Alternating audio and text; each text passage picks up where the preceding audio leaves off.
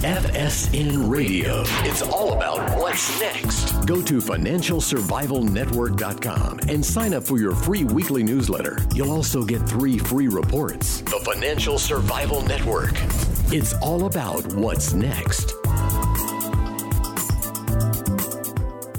Welcome. You are listening to the Financial Survival Network. It's December 4th, 2017, 27 more days to go to an amazing year. So economy is banging on all cylinders. So it would appear employment numbers are just wonderful. And a great number, one is very entertaining number, is RV sales. And RV sales, as you might expect, are through the moon, Alice. Why is that? How could it be? Well, before we get started, engage in the show, join us. We welcome your participation. Email us kl@kerrylutz.com and the Twitter feeds @KerryLutz. So John Rubino, dollarcollapse.com is with us now. And John, what to make of RV sales? It seems like the best of all possible worlds. Hey, Kerry. Yeah, it's yet another sign of a top. You know, our RV sales are extremely cyclical because that's the kind of thing you buy when you have extra money, right? And people have extra money to the extent that they ever do. They have it at the top of a cycle after the economy has been growing for a few years and they've been getting raises at work and their stocks are up and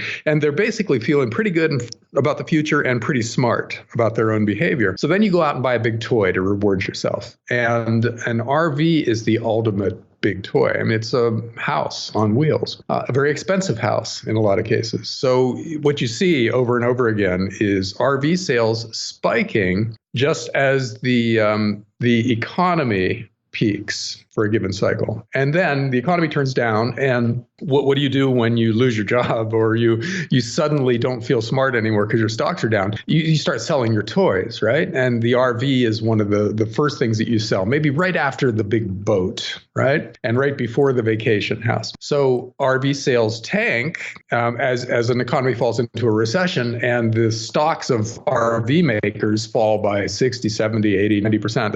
It's a bloodbath in that market. So we are just based on the chart at another peak, which will be followed at some point in the not too distant future by another trough. So RV sales are, in that sense, a pretty good indicator of where we are in the cycle. But it's one indicator among a lot of different indicators now. You know, everywhere you look, in terms of valuation measures, they're all up there at 1929 or 2000 or at least 2006 levels. In other words, we're grossly overvalued no matter how you examine financial assets. And if history is any kind of a guide, then we've got the 2008, 2009 kind of thing coming where something happens to cause the market to crack.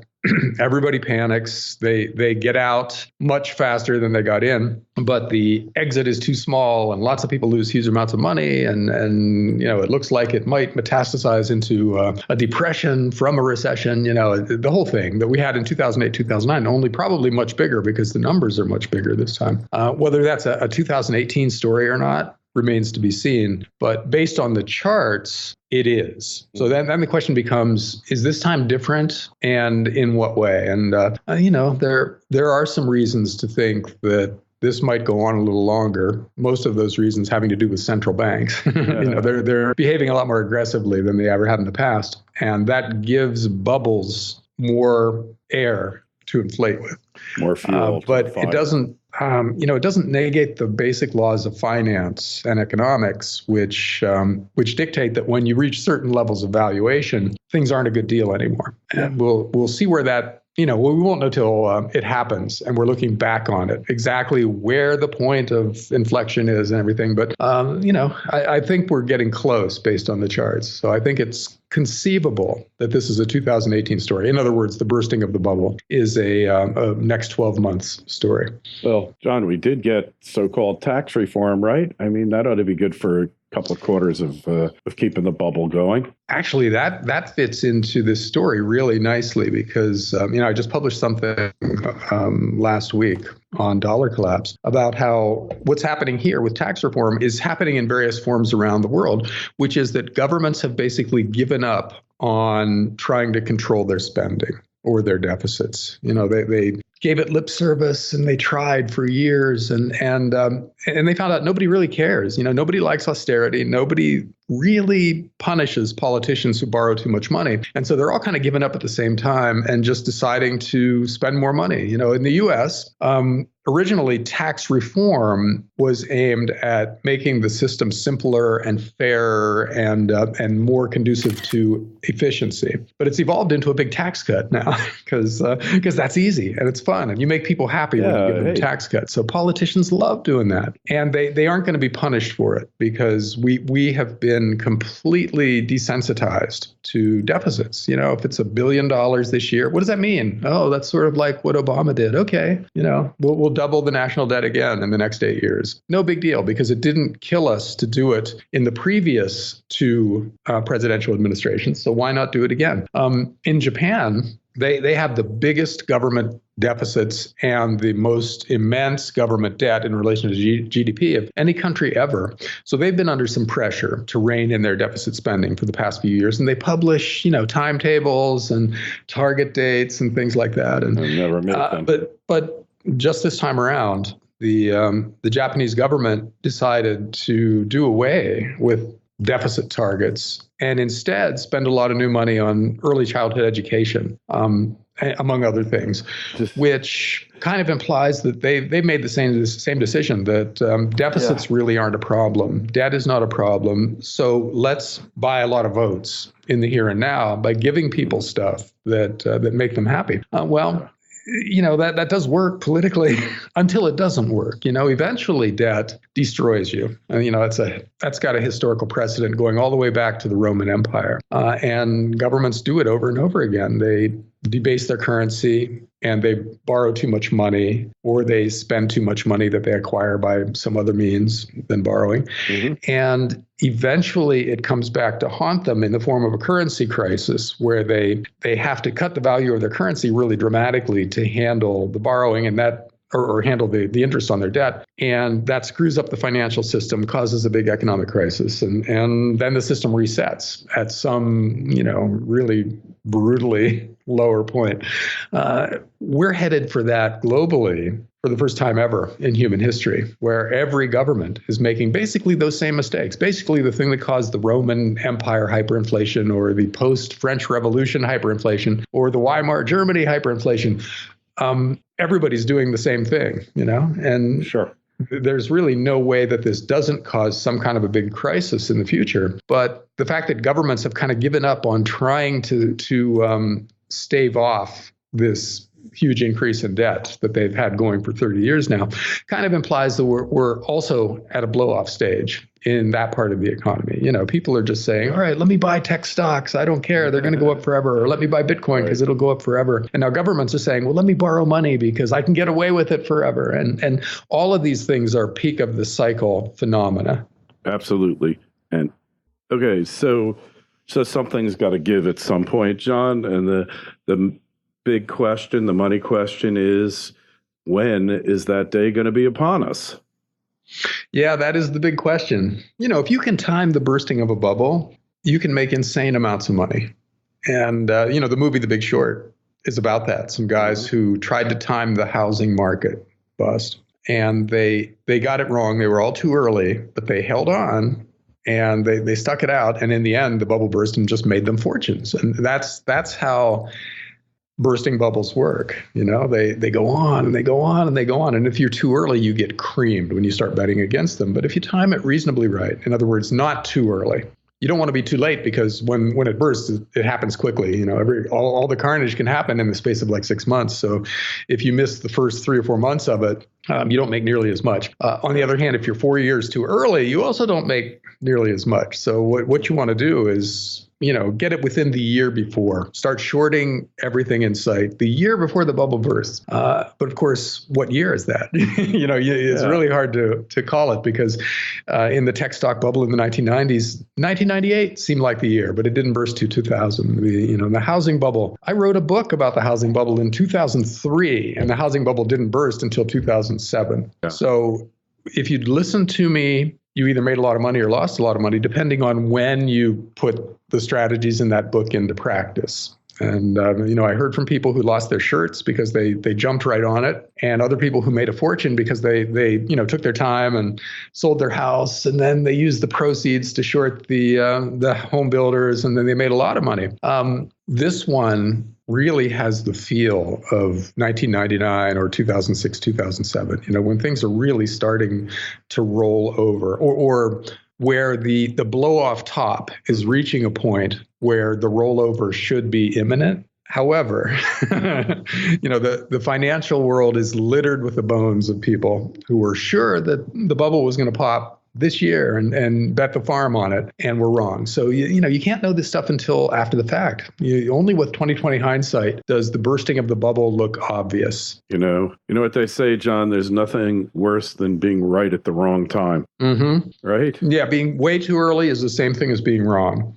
Mm-hmm. But of course, being a little late is also the same thing as being wrong. So, none of this is easy, and you can't do it perfectly. You can't make exactly the most money that it's possible to make in something like this, but it is possible to make a lot of money by being reasonably right with the timing of a bursting bubble. Mm-hmm. And I think we're approaching a time that definitely feels like the right time for something like this. And there will be absolutely insane fortunes made out there when this one bursts, because there's so many different asset classes you can bet against now.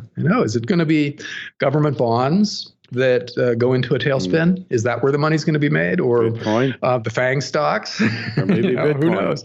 Maybe Bitcoin. You'll be able to maybe Bitcoin. Yeah. Well, an interesting thing that happened just in the last few days about Bitcoin is the EU and the UK have decided to start regulating Bitcoin.